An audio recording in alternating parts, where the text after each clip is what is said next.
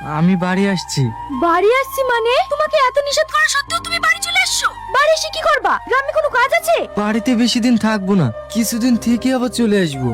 এর বাড়ি গেলে শুধু বাড়ি বাড়ি। লোকের স্বামী 4-5 বছর ধরে বাইরে থাকে, কত টাকা নিয়ে আসছে? আর এর মাত্র 8 মাস যাওয়া হয়েছে, এর মধ্যেই বাড়ি বাড়ি আসবে। তোমার যা ইচ্ছা তাই করো। তুই যে বাড়ি গেলি, যাসনি?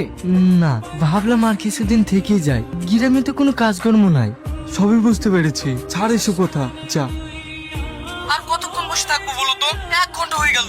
শোনো আমার, একটু বোঝার চেষ্টা করো। আমাকে বাড়িতে সব কাজ ছেড়ে তবেই তো আসতে হবে। তুমি আর 10 মিনিট বসো, আমি আসছি।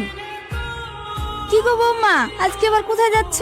আমার অ্যাকাউন্টে প্রবলেম হয়েছে, আপনার ছেলে টাকা পাঠাবে, ওইটাই ঠিক করতে যাচ্ছি। ও, যাও। কি করছো? কি আর করব, বসে বসে শুধু তোমার কথাই ভাবছি। শোনো না, কালকে একটু দেখা করতে পারবে? না করো না প্লিজ, তুমি তো জানো তোমাকে না দেখলে আমি থাকতে পারি না। আচ্ছা ঠিক আছে, তোমার কথাই আমি কখনো না করতে পেরেছি, আমি যাব। আমার সোনা ডার্লিং। আপনি যে ব্যক্তিকে কল করেছেন শোনো না, ওই মিঞ্চি ফোন করছে, একটু ধরো। হ্যাঁ, হ্যালো, এত ব্যস্ত, কার সঙ্গে কথা বলছিলা?